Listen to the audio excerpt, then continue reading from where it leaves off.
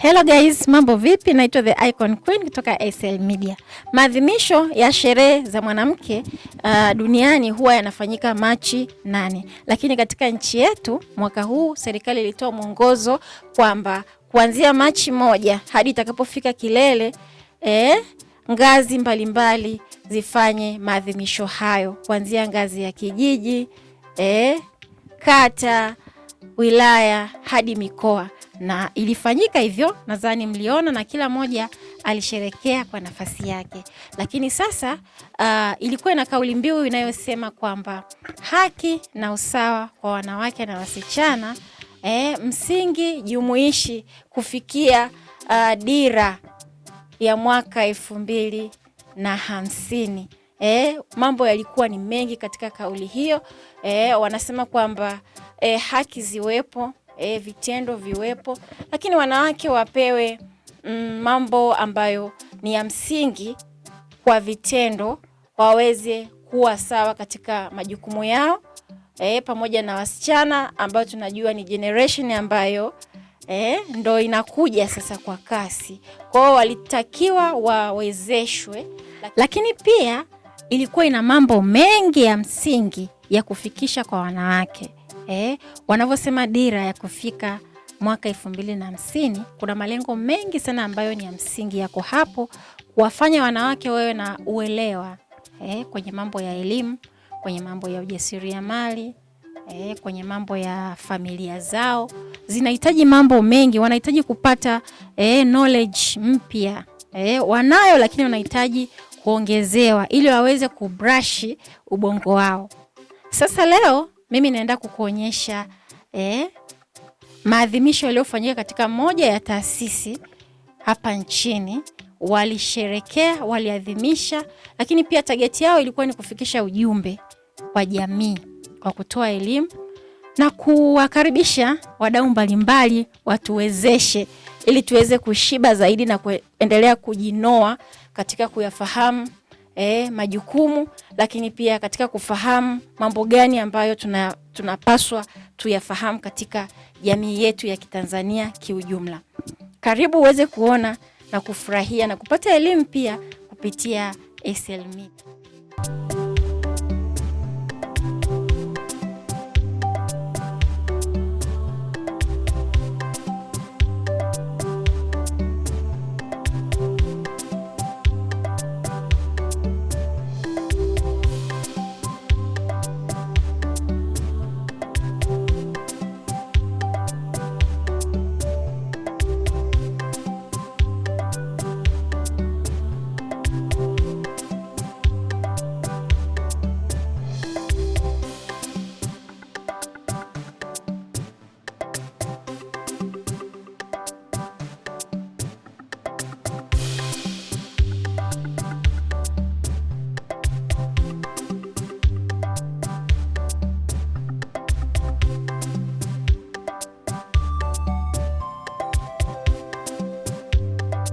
Kisha miaka 11 au 10 akishaanza kujitambua, unatakiwa kumpatia elimu ya mahusiano.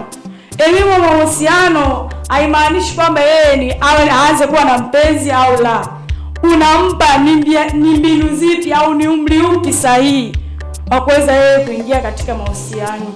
Maana tunaona kesi nyingi huko mtaani kwamba unakuta watoto wadogo wameshaanza mahusiano. Tunajiuliza hao mahusiano wamewatoa wapi? Ni mzazi yeye akusimama katika kumuelewesha mwanae kuhusu elimu ya mahusiano na ni muda upi sahihi anaweza kuingia katika mahusiano. Elimu nyingine ambayo mama anatakiwa kumpatia binti yako ni elimu ya ujasiriamali pamoja na biashara. Mtoto wa kike anatakiwa awe na ujuzi wa ujasiriamali pamoja na biashara ambao utamsaidia yeye kuwa mwanamke jasiri katika jamii. Maana tunafahamu mwanamke akiwa na kazi yake mtaani anapokuwa anaheshimika. Haijalishi ni anauza mboga, anauza duka, anauza nini, lakini ili mradi anaingiza 200 zake mfukoni, anakuwa hadhaliliki wala hanyanyasiki na mtu yeyote.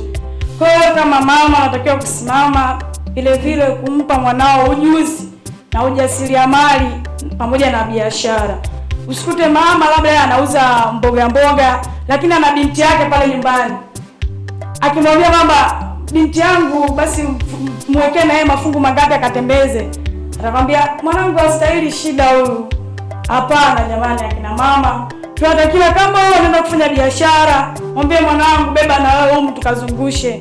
Maana yake unampa na yeye uzoefu wa kuweza kufanya biashara na hata ujasiriamali mdogo. Usiseme hastahili shida.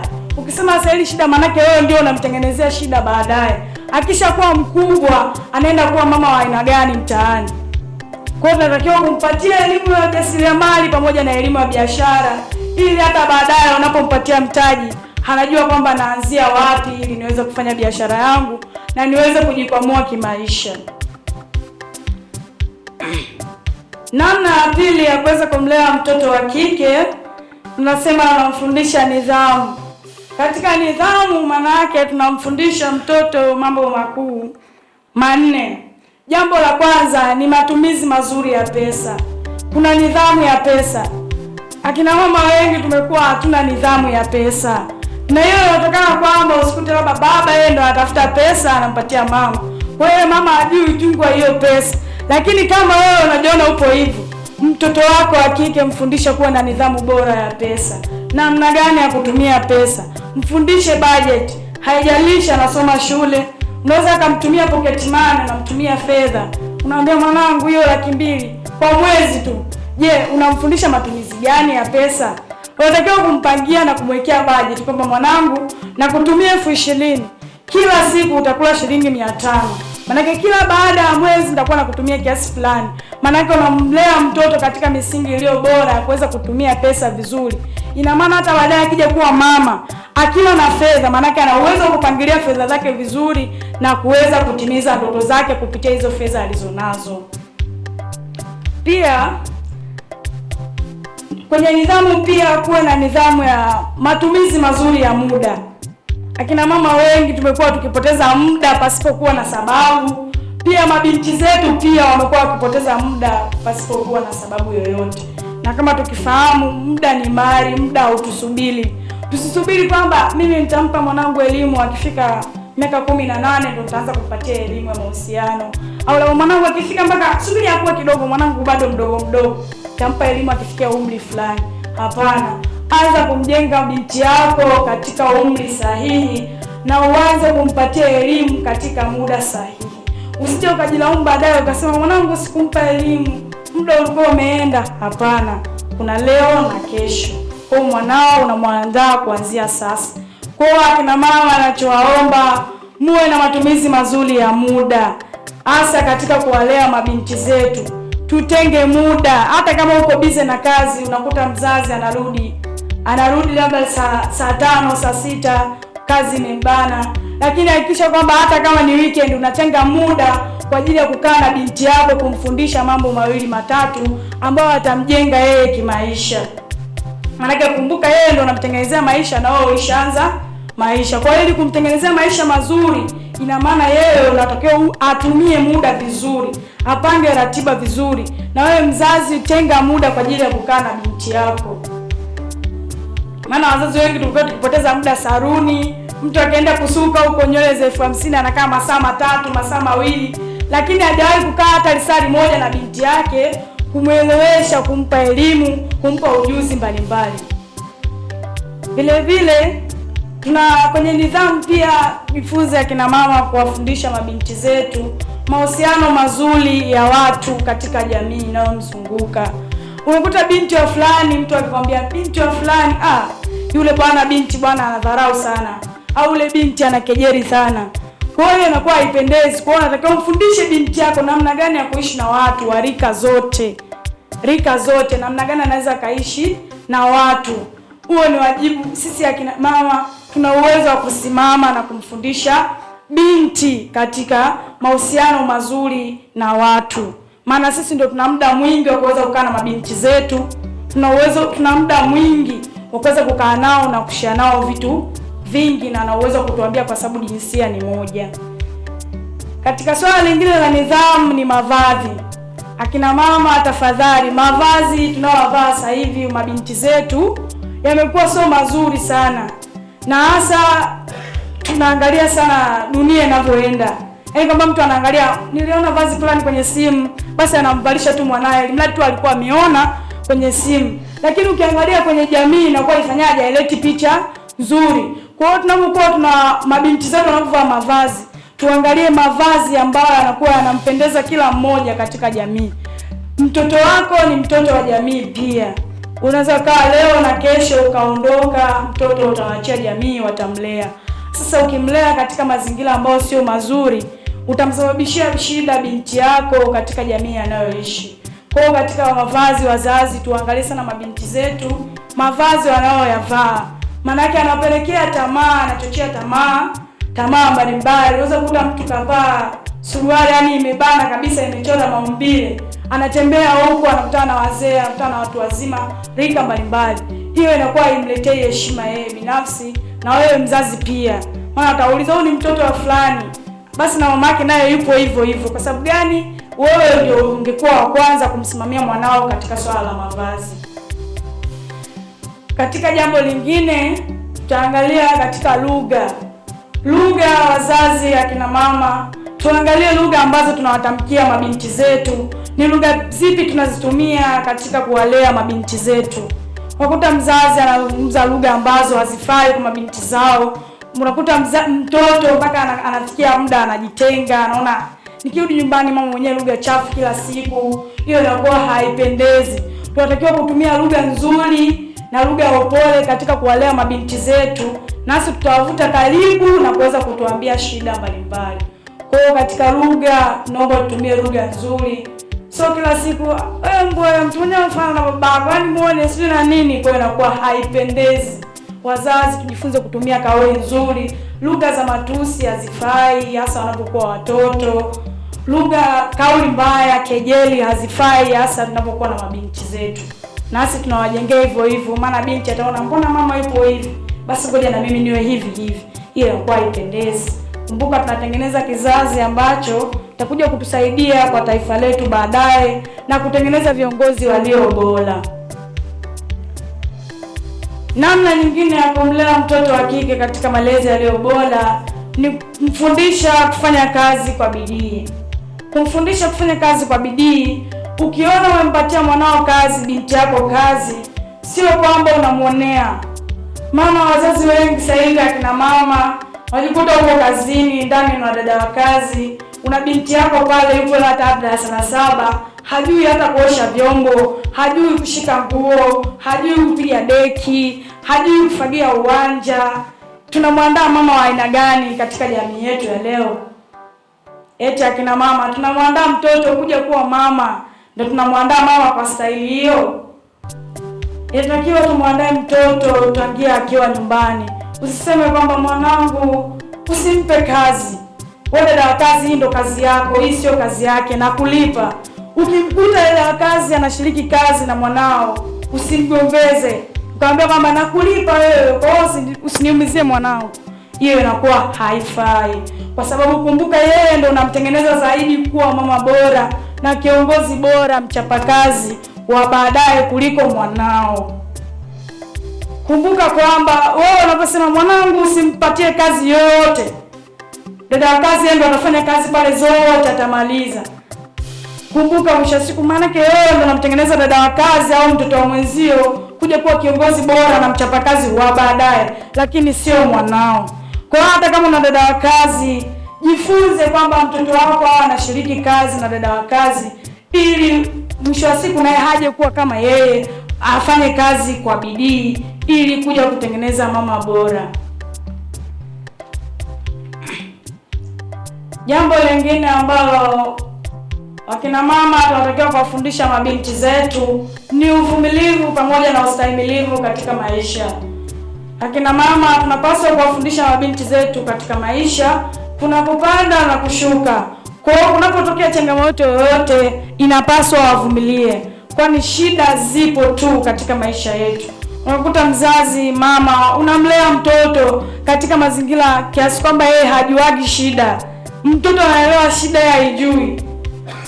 Pata picha kwamba siku ukiondoka duniani na kuaje, na mtoto umemlea katika mazingira ambayo hajui shida, yaani shida maishani mwake hajawahi kuisikia.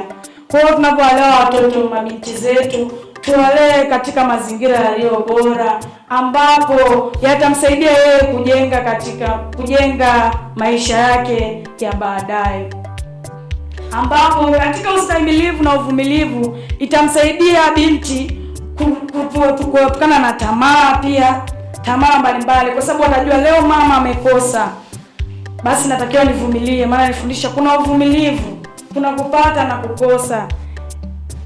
Maanake katika tamaa kuna vitu vingi, mtoto anaweza akapata tamaa na akaweza kuingia katika tabia mbaya nyingi kupitia tamaa. Kwa hiyo tunapaswa kuwafundisha watoto wetu uvumilivu na ustahimilivu katika maisha. Kama alivyotanguliza MC wetu kwamba tunaenda kupata kitu kidogo kuhusiana na afya ya uzazi. Kwa ujumla afya ya uzazi ni somo kubwa sana, ni somo refu sana. Watu wanakaa wanasoma hata miaka kadhaa, lakini kilichomo ndanimo ni vitu vichache sana. Nikiangalia kwa leo tunaenda kusama hata kwa dakika 20 tu tunakuwa tumekamaliza kadogo. Hatutaweza kumaliza vyote, lakini tutaenda tu kujua hasa kwenye afya ya uzazi kuna nini. Ni mwendesha kipindi haka kadogo ni Madam Sarafina, wengi mmezoea kuniita Mama Mwavika. Tutakuwa na malengo ya mada kama yanavyoonekana hapo mbele. Kwanza kabisa, mwisho wa somo hili kila mmoja wetu aweze kuelezea angalau maana ya afya ya uzazi. Maana ya afya ya uzazi ni nini? Lakini tuna vipengele muhimu vya afya ya uzazi ambavyo tunatakiwa kuvijua na tunatakiwa tuvifanyie kazi.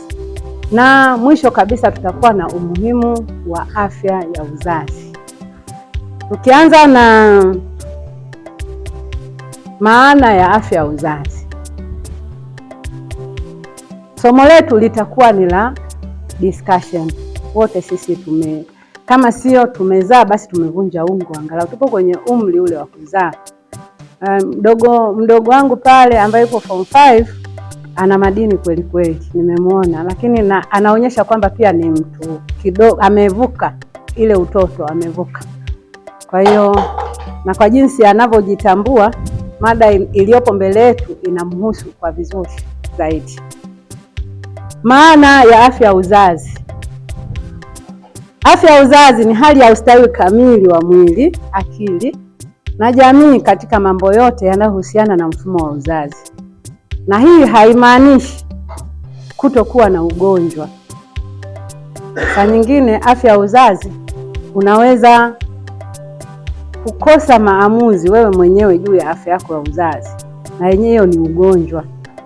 Unaweza kuwa physical, yani au kimwili ukaonekana upo mzima kabisa, lakini unakosa ile hali tu ya kuamua kuhusiana na hali yako ya uzazi. Unashindwa kuamua, kufanya maamuzi. Tumeona kwenye familia nyingi, mtu wanawake tulio wengi wa Afrika tumekuwa na kukandamizwa. Unaweza kuwa umeolewa sawa, lakini mtu unakuwa forced kuzalishwa watoto wengi hivyo. Unakuwa huna maamuzi, lakini hivyo. Kwa hiyo tukisema afya ya uzazi inabidi uwe na ustawi wa kamili wa mwili, akili, kijamii, hata kiroho pia. Lakini kuhusiana na mambo yanayohusiana na mfumo wa uzazi. Lakini pia ndani ya definition hii au ndani ya maana hii, kukosa taarifa pia kuhusiana na uzazi nayo ni ugonjwa. Unaweza kuwa unatamani kufanya kitu fulani lakini huna taarifa kamili, haujui. Kwa mfano, natolea mfano, unataka kuzaa watoto 5, lakini utawazaa hao watoto 5, utajiwezaje kuwapanga mpaka wafike 5 na wasiathirike, ukashindwa namna ya kuamua. Kwa hiyo pia ukiwa huna taarifa sahihi kuhusiana na mambo yanayohusiana na uzazi, nalo ni tatizo. Lakini pia ndani ya maana hii pia mahusiano na yenyewe yanachangia kuidefine vizuri afya ya uzazi. ili mtu aseme ana afya ya uzazi iliyo njema na nzuri, lazima uwe na unaweza kudefine mahusiano yako. Ni hivyo. Hiyo ni maana halisi ya afya ya uzazi. Imeeleweka kina mama? Tunaweza kuirudia. Unaweza kuirudia kwa maana sio lazima usome yalivyo, kama yalivyopangiliwa tu kulielezea namna, yani unahisi maana halisi ya afya ya uzazi ni nini. Tutafanya summary mwishoni. Tuendelee vipengele muhimu katika afya ya uzazi. Kitu cha kwanza, kipengele cha kwanza ni elimu ya uzazi na mahusiano. Tukizungumzia elimu ya uzazi na mahusiano, tunamaanisha mtu aelewe kuhusiana na mwili wake upoje, mabadiliko mbalimbali yanayotokea ndani ya mwili. Kwa wale wanaovunja ungo, yani mabadiliko gani yanatokea. Kwa sisi watu wazima, tuna siku zetu katikati ya mwezi, tuna ile nini, tunaona period kwa mwezi, si ndio? Kujijua kwamba mimi ninavyokuwa period nakuwa hivi, saizi nakaribia kwenda kwenye period, sasa hivi wengine wanasikia maumivu. Kwa afahamu kwanza mabadiliko ya mwili wake. Kufahamu tu kule, hiyo ni elimu ya unatakiwa upate elimu inayohusiana na uzazi, lakini pia na mahusiano. Lakini pia ujue haki zako. Haki zako unavyopitia hivyo vipindi vyote, unatakiwa ufahamu haki zako. Kuna mambo mengi siku hizi, ukiingia kwenye mitandao unapata mambo mengi sana. Mtu upo kwenye siku zako, unakuta mwanaume anataka kuingia wakati upo kwenye siku zako. Wewe mwenyewe unafahamu kwamba wewe una haki ya kukataa au una haki ya yani unatakiwa ufanye hivyo kweli? Au tunafia ndoa, tunakuwa kwenye ndoa inabidi ufie tu ndoa kwa sababu ni mume wangu asija kaniacha, inabidi nimpe tu. Ukifahamu haki yako, basi utakuwa salama. Lakini usipoifahamu haki yako, unaweza kujikuta unaingiliwa kipindi hicho cha unapokuwa kwenye siku zako, mwisho wa siku ukapata infection nyingine ambazo zinakupelekea kuugua ukawa hospitali. Lakini pia kujua kuhusu ngono salama na kujilinda. Ngono salama nafikiri wengi wetu tunafahamu jamani. Ngono salama ni nini wapendwa? Ngono salama ni nini? Ukisema wewe mwenzetu ana ngono salama, mimi nimefanya ngono salama leo, inamaanisha nini? Naomba tusaidizane.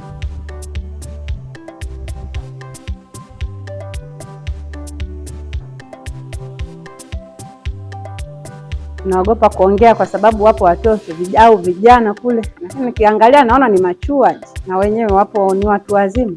Ukiwaangalia wanapitia hayo yote na wanatakiwa wayaone, wayajue. Madam Six, unaweza kutuelezea labda kutuambia ngono salama ni ipi?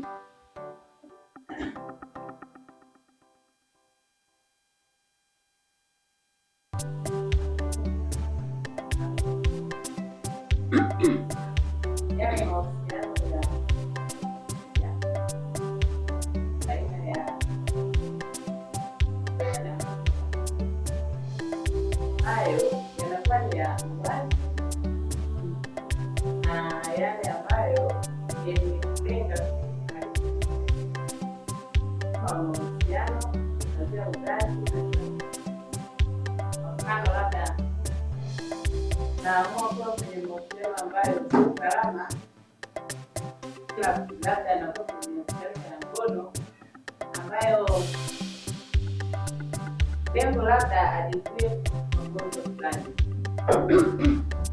anaamua kwenda bila kutumia njia salama, labda kwenda. Kwa hiyo ile hali inapelekea kuweza kuharibu mahusiano na uzazi. Asante madam. Sawa, tumemsikia mwenzetu kwa kadiri yake anaamini kwamba ngono salama ni kuwa katika mahusiano na mtu ambaye unaye, lakini pia unaweza kutumia kondom, si ndio? Au mimi nimeelewa tofauti? Lakini all in all, mahusiano ya kwa kutumia ngono salama yanaeleweka kwamba unapokuwa kwenye mahusiano, kwanza uwe na mtu unayemwamini kwamba huyu ni wa kwangu. Lakini siku hizi hatuaminiani. Yaani unaweza useme labda unayemwamini, unaweza ukute yeye ana mtu mwingine anayemwamini zaidi. Hicho nacho ni kipengele. Kwa hiyo popote pale unapoenda, sisi wanawake ambao labda tumebarikiwa kuwa na ndoa, ndani ya ndoa ukishakuwa mjamzito, ngono salama ni muhimu, na kupima mara kwa mara ni vizuri, tukapima mara kwa mara. Ngono salama ni kutumia condom. Sometimes unatakiwa utumie, kama elewi mwenzio leo ametoka wapi, ni vizuri ukajihakikishia kwa kuvaa, kwa kutumia condom, lakini mwisho wa siku mkapime ili muendelee kuaminiana. Ni hivyo, yani, na kujilinda mwenyewe binafsi. Na usije ukasema mimi nimejikinga, lakini kila mtu akiwa na hii ya ndani kabisa kwamba mimi nimejilinda. Yaani kuanzia ndoa zetu, kama ni wanaume wetu, mapatina wetu, waseme mimi ni naye huyu mwanamke niliye naye kutoka ndani mwetu kiroho, huku rohoni mwake, basi tutakuwa salama. Lakini ni vizuri tukajua hizo ngono salama pamoja na kujilinda sisi wenyewe. Kipengele cha pili ni huduma za uzazi. Wanawake wengi tunatakiwa tufahamu huduma gani zinapatikana zinazohusiana na uzazi. Bahati mbaya mazingira yetu yanatulimiti. Hapa mazingira yetu hapa Lugalawa unakuta tuna vituo vya afya hivi, kwa mfano Mdilidili tunacho hicho hapo, lakini kingine kipo Luholomela cha serikali, na Lugalawa hospitali au St. John ni sehemu ambazo zinatoa huduma za uzazi. Hospitali kwetu pale ni ya Kikatoliki, huduma nyingi za uzazi kwa mfano zinazohusiana na uzazi wa mpango hazipatikani. Kwa hiyo tunaoishi mazingira yale tunahudumiwa labda na Mdilidili au Luholomela. Lakini ni muhimu kuzifahamu hizo huduma. Kama mwanamke ni vizuri ukafahamu, kwa sababu mwanamke mimi ninavyofahamu ni katibu wa familia, lakini yeye ndio anayebeba mzigo mkubwa ndani ya familia. Kubeba mimba miezi 9 sio kazi ndogo, abebe yeye. Au sasa umebeba mwaka huu, mwakani tena unapata nyingine bila maamuzi yako, unajikuta tu tayari una mimba nyingine ndani ya mwaka bila kukusudia au kuwa huru, umeamuliwa na mtu mwingine amekuamulia. Hivyo tunatakiwa kuwa na elimu ya upatikanaji wa hizi huduma za uzazi.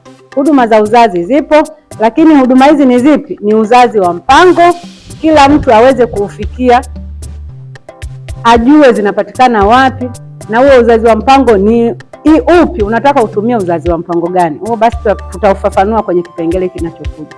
Lakini pia huduma za ujauzito, antenatal, na baada ya kujifungua au postnatal. Mtu ukishakuwa mjamzito inafaa sana pale kiroho unaweza ukaomba kitu kwa kinywa chako na kikatokea. Si kweli jamani? Huo kinywa cha mwanamke kina nguvu sana, kinaumba. Ndio maana naambiwa hata mtoto ambaye umembeba tumboni, ukiwa unanena maneno ambayo sio, anakuja kuwa hivyo hivyo. Jenga mahusiano mazuri na Mungu popote pale unapokuwa na kitu chochote unachokifanya. Muombe Mungu. Na unamwombaje Mungu? Maombi mengi, funga na ibada za kutosha. Hiyo itakufanya uwe karibu sana na Mungu. Kama mwanamke, mambo ambayo hutakiwi kufanya au ambayo hutakiwi kuyafanya au ikiwezekana yaepuke kabisa. Namba 1, epuka kufanya ngono na wanaume wengi. Yaani sometimes tunatafuta relief ya maisha kulingana na mtu ambaye unaishi naye. Unatafuta relief kwa namna ambayo wewe mwenyewe unajua na hakuna mtu anaweza akajua. Hiyo ni siri yako wewe mwenyewe. Either unaweza uko kwenye ndoa au hauko kwenye ndoa au whatever, lakini pia epuka kile kitu. Ni kibaya sana. Kwa sababu kila unayekutana naye ana nuksi zake, ana laana yake, kwa hiyo unakuwa unachukua vitu vingi sana. Baadaye sasa ukijitambua ukakaa ukatulia, unajikuta mambo hayaendi, hiki kiko hivi, kumbe kuna mahali uliharibu. Kwa hiyo mwenyewe hapo unaweza kujiangalia tu kwamba bwana, naweza nikatulia sehemu gani ambako ninapata amani na utulivu, lakini pia ukajikita sana kwenye kutafuta hela.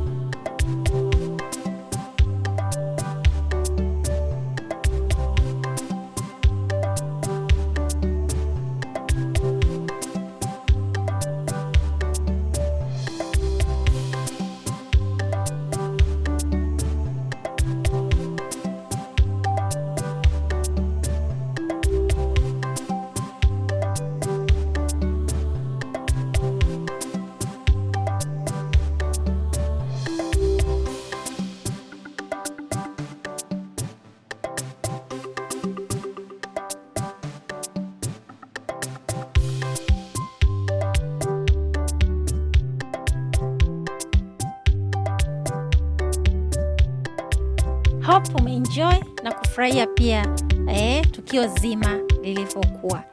Asante sana, ulikuwa pamoja nami. Naitwa The Icon Queen kutoka ISL Media. Usisahau kusubscribe, kulike, kushare na kucomment ili rafiki yako, ndugu na jamaa waweze kupata elimu hii kutoka sehemu mbalimbali. Asanteni sana, tutaonana wakati mwingine. ACL Media, African Community Life. We are the legacy of Africa.